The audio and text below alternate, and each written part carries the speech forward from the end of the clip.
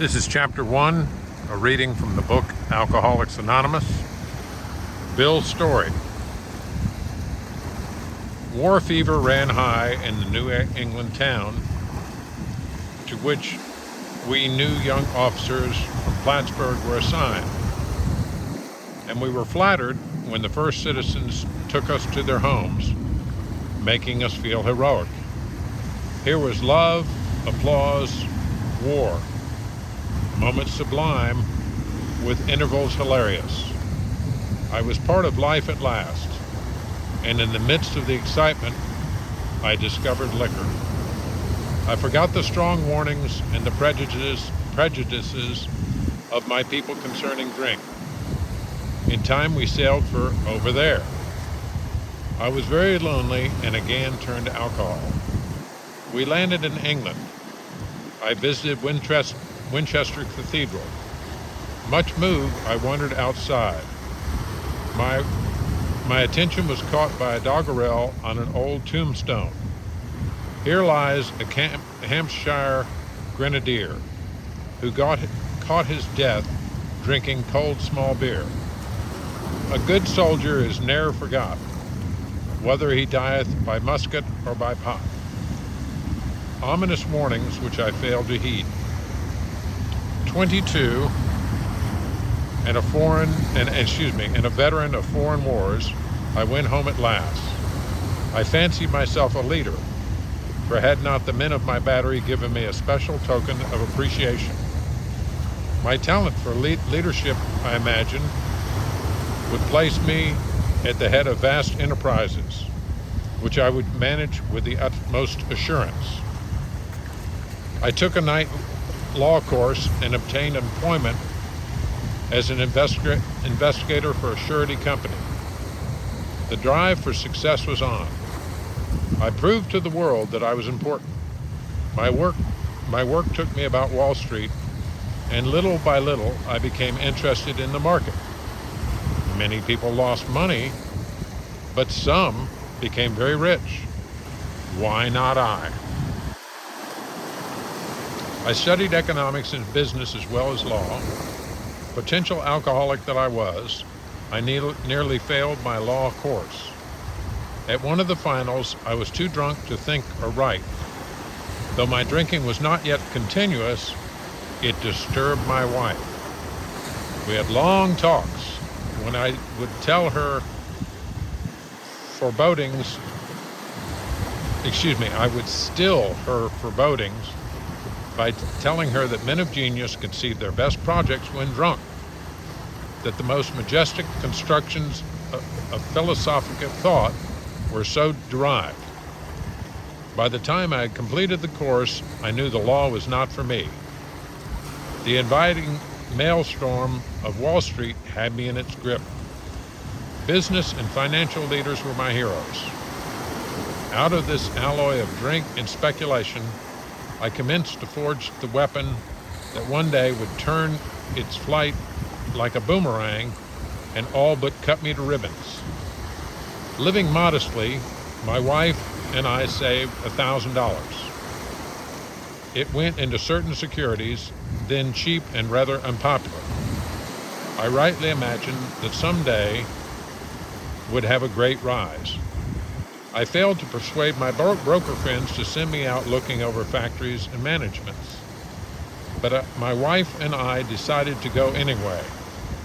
I had developed a theory that most people lost money in stocks through ignorance of markets. I discovered many more reasons later on. We gave up our positions and off we roared on a motorcycle, the sidecar stuffed with a tent, blankets, and a change of clothes, and 3 huge volumes of a financial reference service. Our friends thought a lunacy commission should be appointed. Perhaps they were right. I had some success at speculation, so we had a little money. But we once worked on a farm for a month to avoid drawing on our small capital. That was the last honest manual labor on my part for many a day. We covered the whole eastern United States in a year. At the end of it, my reports to Wall Street procured me a position there and the use of a large expense account. The exercise of an option brought in more money, leaving us with a profit of several $1,000s for that year. For the next few years, fortune threw money and applause my way. I had arrived. My judgment and ideas were followed by many to the tune of paper millions. The great boom of the late 20s was seething and swelling. Drink was taking an important and exhilarating part of my life. There was loud talk in the jazz places uptown. Everyone spent in thousands and chattered in millions. Scoffers could scoff and be damned. I made a host of fair-weather friends. My drinking assumed more serious proportions, continuing all day and almost every night. The remonstrances of my friends terminated in a row, and I became a lone wolf. There were many unhappy scenes in our sumptuous apartment. There had been no real infidelity, for loyalty to my wife, helped at times by extreme drunkenness, kept me out of those scrapes. In 1929, I contracted Gulf fever.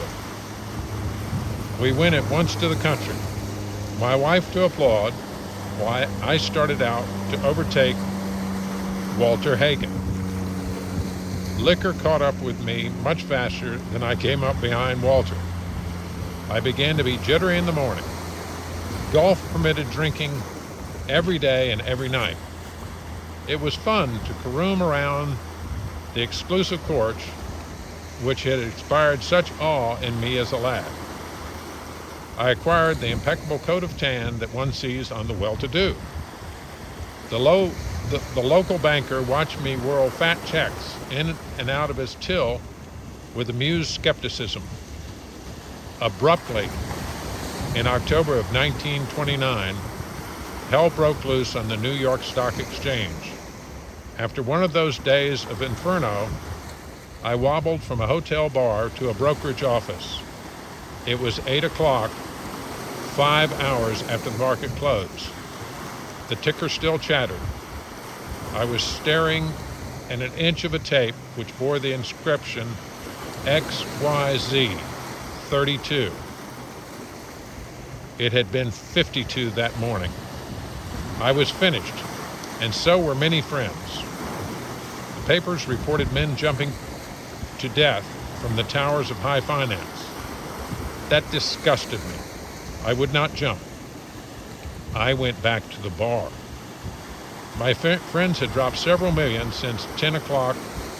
So what? Tomorrow was another day. As I drank, the old fierce determination to win came back. Next morning, I telephoned a friend in Montreal. He had plenty of money left and thought I had better go to Canada. By the following spring, we were living in our accustomed lifestyle. I felt like Napoleon returning from Elba. No St. Helena for me. But drinking caught up with me again, and my generous friend had to let me go. This time we stayed broke. We went to live with my parents. I found a job, then lost it as a result of a brawl with a taxi driver. Mercifully, no one could guess that I was to have no real employment for 5 years, or hardly draw a sober breath. My wife began to work in a department store, coming home exhausted to find me drunk. I became an unwelcome hanger-on at brokerage places. Liquor ceased to be a luxury. It became a necessity. Bathtub gin, 2 bottles a day, often 3, got to be routine. Sometimes a small deal would net a few $100s, and I would pay my bills at the bars and delicatessens. This went on endlessly, and I began to wake very early in the morning, shaking violently. A tumbler full of gin, followed by a half dozen bottles of beer, would be required if I were to eat any breakfast. Nevertheless, I still thought I could control the situation, and there were periods of sobriety which renewed my wife's hope. Gradually, things got worse. The house was taken over by the mortgage holder. My mother-in-law died.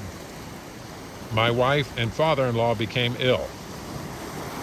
Then I got a promising business opportunity. Stocks were at a low point of 1932, and I had somehow formed a group to buy.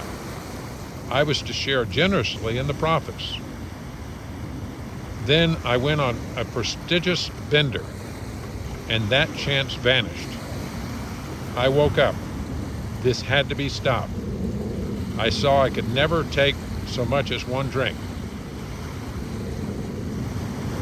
I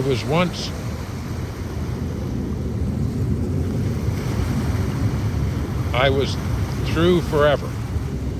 Before then, I had written lots of sweet promises, but my wife happily observed that this time I meant business, and so I did.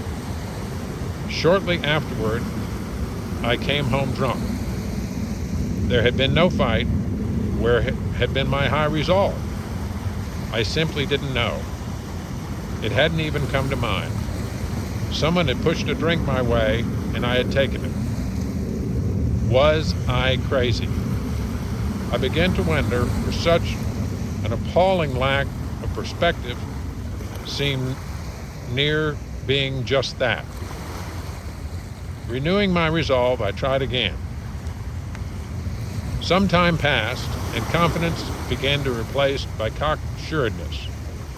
I could laugh at the gin mills. Now I had what it takes. One day I walked into a cafe to telephone.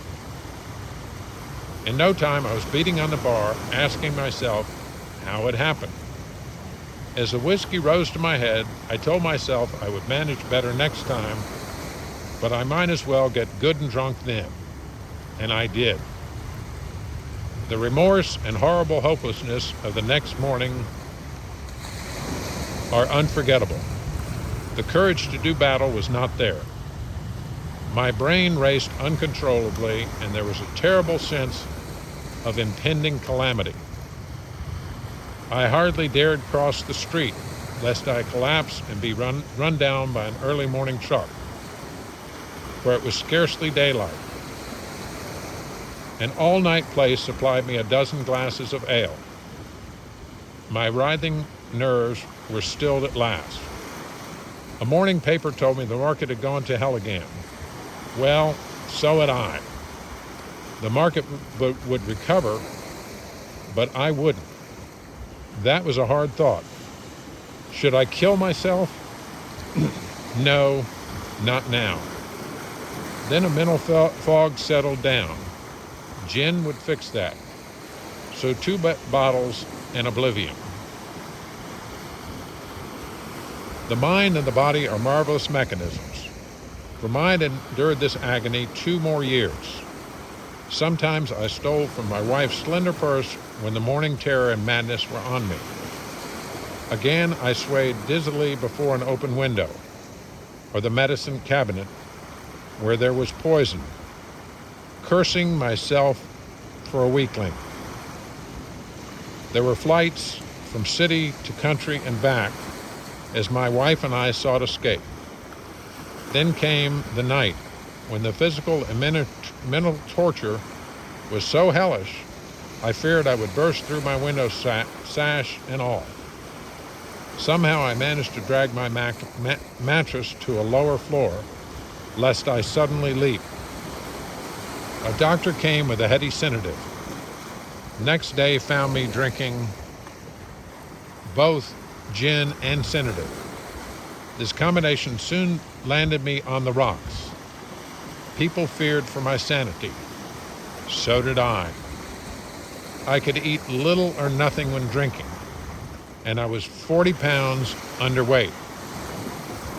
My brother-in-law is a physician, and through his kindness and that of my mother, I was placed in a nationally known hospital for the mental and physical rehabilitation of alcoholics. Under the so-called belladonna treatment, my brain cleared. Hydrotherapy and mild exercise helped much. Best of all, I met a kindly doctor who explained that though certainly selfish and foolish, I had been seriously ill, bodily and mentally.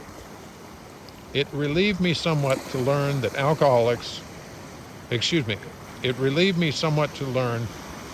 in alcoholics, the will is amazingly weakened when it comes to combating liquor, though it often remains strong in other respects. My incredible behavior in the face of a desperate desire to stop was explained. Understanding myself now, I fared forth in high hope. For 3 or 4 months, the goose hung high. I went to town regularly and even made a little money.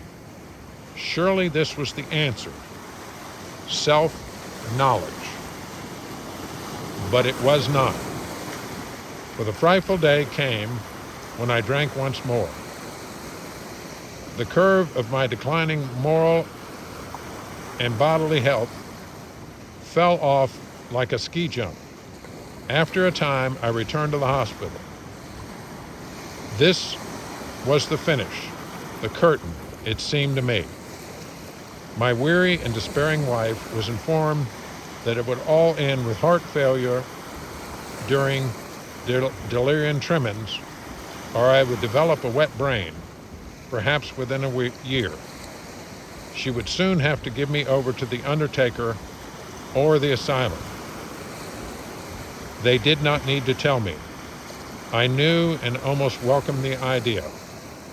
It was a devastating blow to my pride. I, who had thought so well of myself and my abilities, of my capacity to surmount obstacles, was cornered at last. Now I was to plunge into the dark, joining that endless procession of sots who had gone on before. I thought of my poor wife. There had been much happiness after all. What would I not give to make amends? But that was over now. No words can tell of the loneliness and despair I found in that bitter morass of self-pity. Quicksand stretched around me in all directions. I had met my match. I had been overwhelmed. Alcohol was my master. Trembling, I stepped from the hospital a broken man. Fear sobered me for a bit. Then came the insidious insanity of that first drink. On Armistice Day, 1934, I was off again. Everyone became resigned to the certainty that I would have to be shut up somewhere or would stumble along to a miserable end. How dark it is before the dawn.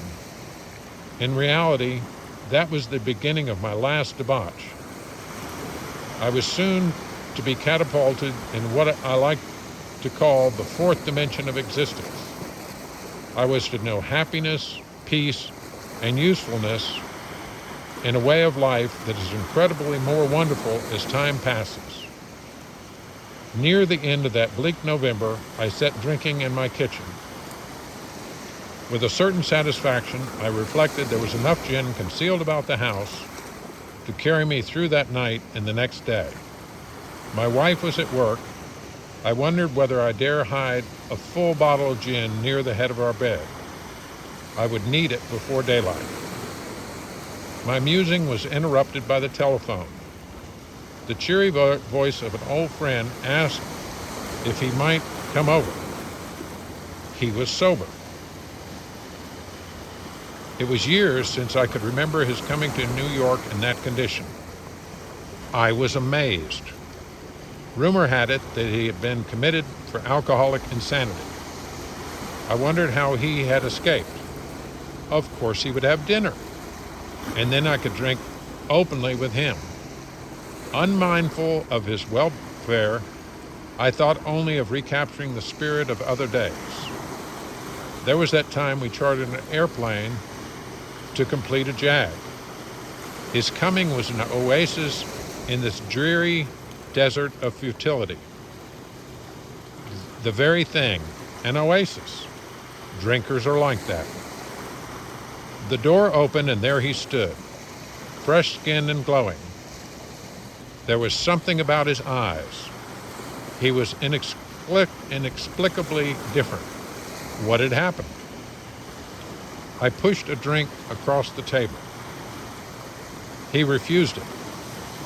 Disappointed but curious, I wondered what had gotten into the fellow. He wasn't himself.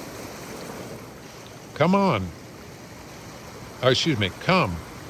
What's all this about? I queried. He looked straight at me. Simply but smilingly, he said, I've got religion. I was aghast. So that was it. Last summer, an alcoholic crackpot. Now I suspected a little cracked about religion. He had that starry-eyed look. Yes, the old boy was on fire all right. But bless his heart, let him rant. Besides, my gym would last longer than his preaching. He did no ranting. In a matter-of-fact way, he told me how two men had appeared in court, persuading the judge to suspend his commitment. They had told of a simple religious idea and a practical program of action. That was 2 months ago, and the result was self-evident. It worked. He had come to pass his experience along to me if I cared to have it. I was shocked, but interested. Certainly I was interested. I had to be, for I was hopeless. He talked for hours. Childhood memories rose before me. I could almost hear the sound of the preacher's voice as I sat on still Sundays, way over there on the hillside. There was that proffered temperance pledge I never signed. My grandfather's good nature, contempt of some church folks and their doings. His insistence that the spheres really had their music. But his denial of the preacher's right to tell him how he must listen. His fearlessness as he spoke of these things just before he died. Those recollections welled up from the past. They made me swallow hard. That wartime day in old Winchester Cathedral came back again. I had always believed in a power greater than myself. I had often pondered these things. I was not an atheist. Few people really are. For that means blind faith in the strange proposition that this universe originated in a cipher and aimlessly rushes nowhere. My intellectual heroes, the chemists, the astronomers, even the evolutionists, suggest vast laws and forces at work. Despite contrary indications, I had little doubt that a mighty purpose and rhythm underlay all. How could there be so much of precise and immutable laws and no intelligence? I simply had to believe in a spirit of the universe, who knew neither time nor limitation. But that was as far as I had gone. With ministers and the world's religions, I had parted right there. When they talk of a God personal to me, who was love, superhuman strength, and direction, I became irritated and my mind snapped shut against such a theory. To Christ, I conceded the certainty of a great man, not too closely followed by those who claim him. His moral teachings, most excellent. For myself, I had adopted those parts which seemed convenient and not too difficult. The rest I disregarded. The wars which had been fought, the burnings and chicanery that religious dispute had facilitated made me sick. I honestly doubted whether, on balance, the religions of mankind had done any good. Judging from what I had seen in Europe and since, the power of God in human affairs was negligible. The brotherhood of man, a grim jest. If there was a devil, he seemed the boss universal, and he certainly had me. But my friend sat before me, and he made the point-blank declaration that God had done for him what he could not do for himself. His human will had failed. Doctors had pronounced him incurable. Society was about to lock him up. Like myself, he had admitted complete defeat. Then he had, in effect, been raised from the dead, suddenly taken from the scrap heap to a level of life better than the best he had ever known. Had this power originated in him? Obviously, it had not. There had been no more power in him than there was in me at that moment. Excuse me. I'm going to reread that. Obviously, it had not. There had been no more power in him than there was in me at that minute. And that was none at all. That floored me. It began to look as though religious people were right after all. Here was something at work in the human heart which had done the impossible. My ideas about miracles were drastically revised right then. Never mind the musty past. Here sat a miracle directly across the kitchen table. He shouted great tidings. I saw that my friend was much more than inwardly reorganized. He was on a different footing. His roots grasped new soil. Despite the living example of my friend, there remained in me the vestiges of my old prejudice. The word God still aroused a certain antipathy. When the thought was expressed that there might be a God personal to me, this feeling was intensified. I didn't like the idea. I could go for such conceptions as creative intelligence, universal mind, or spirit of nature.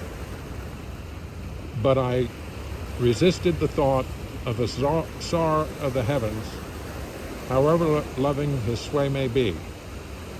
I have since talked with scores of men who felt the same way. My friend suggested what then seemed a novel idea. He said, "Why don't you choose your own conception of God?" That statement hit me hard. It melted the icy intellectual mountain in whose shadows I had lived and shivered many years.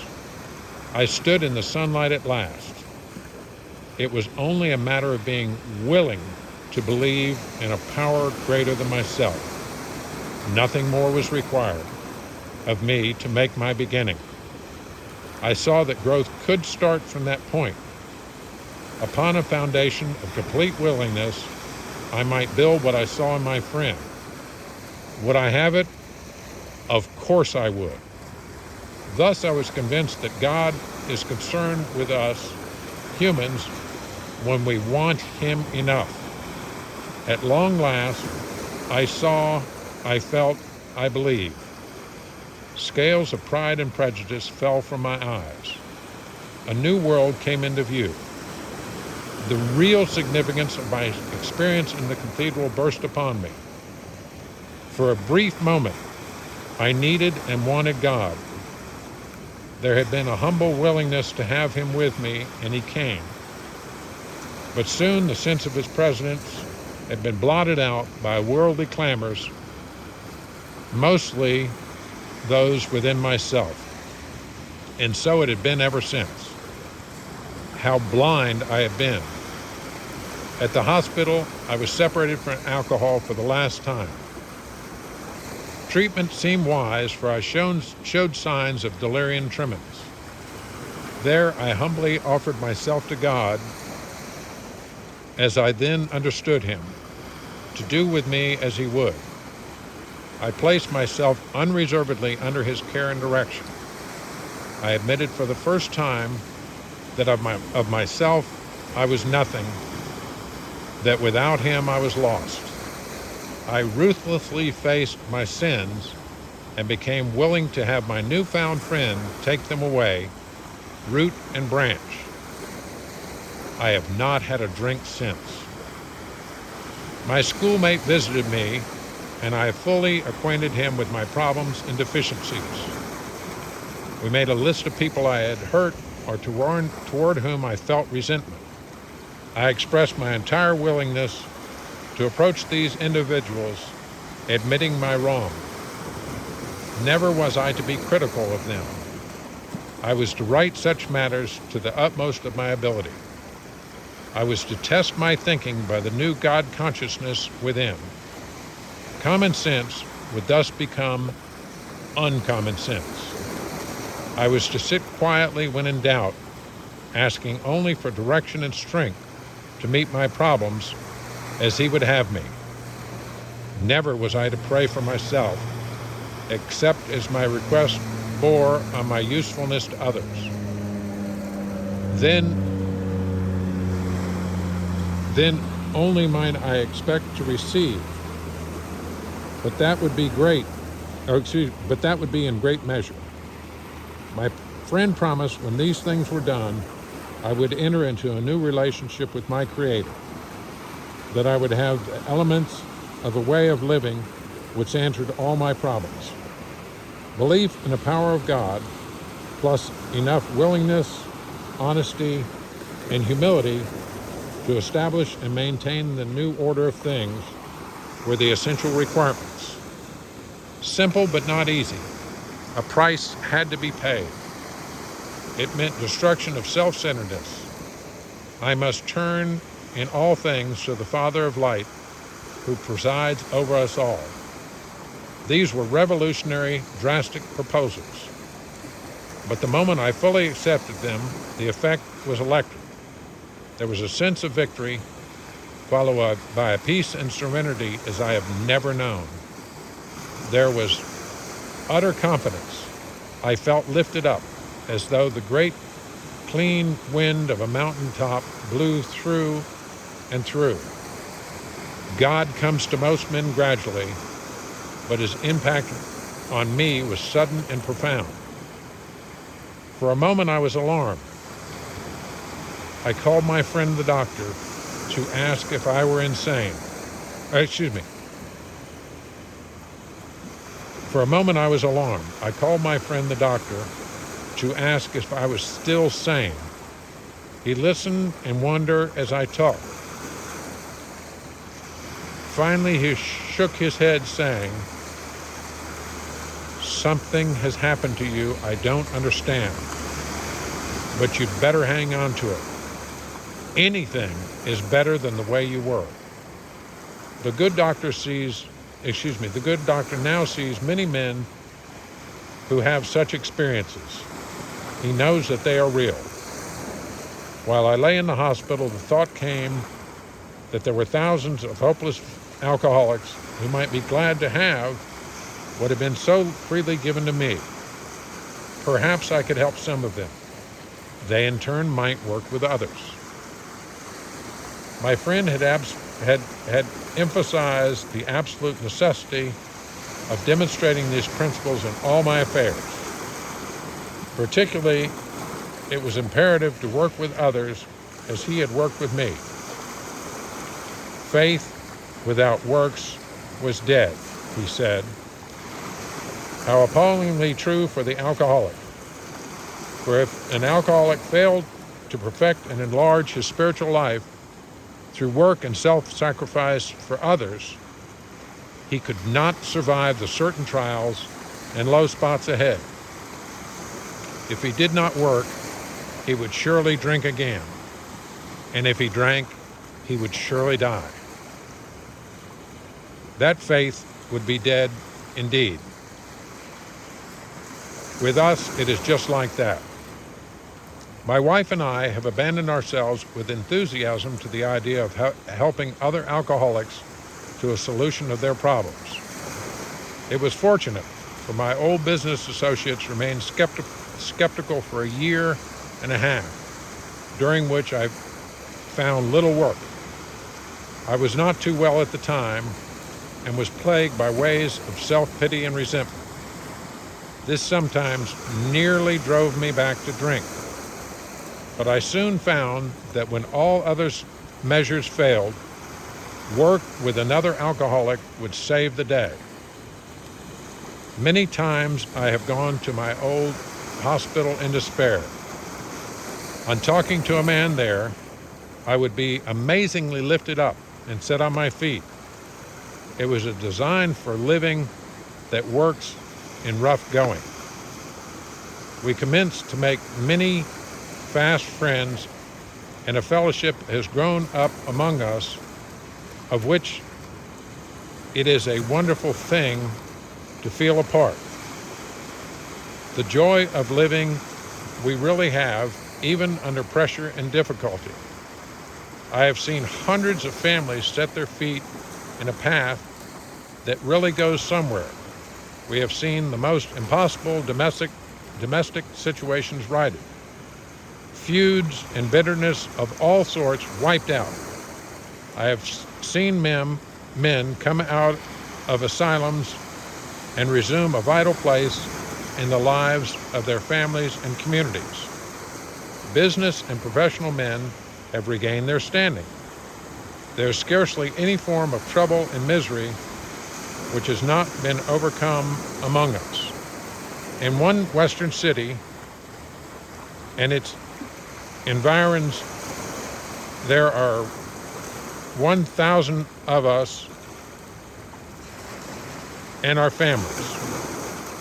We meet frequently so that newcomers may find the fellowship they seek. At these informal gatherings, one may often see from 50 to 200 persons. We are growing in numbers and power. An alcoholic in his cups is an unlovely creature.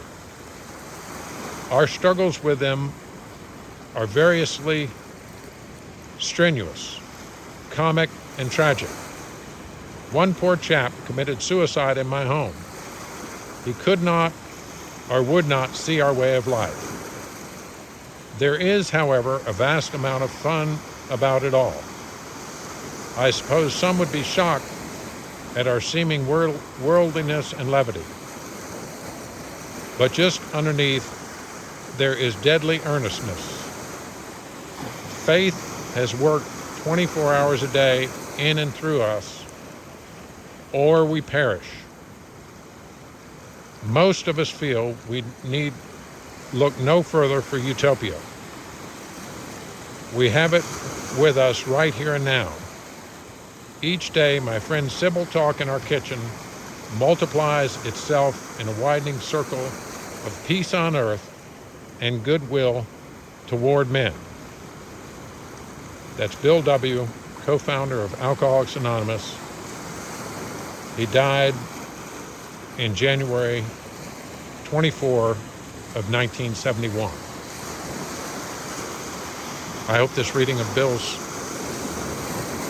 story will inspire you. It certainly does me.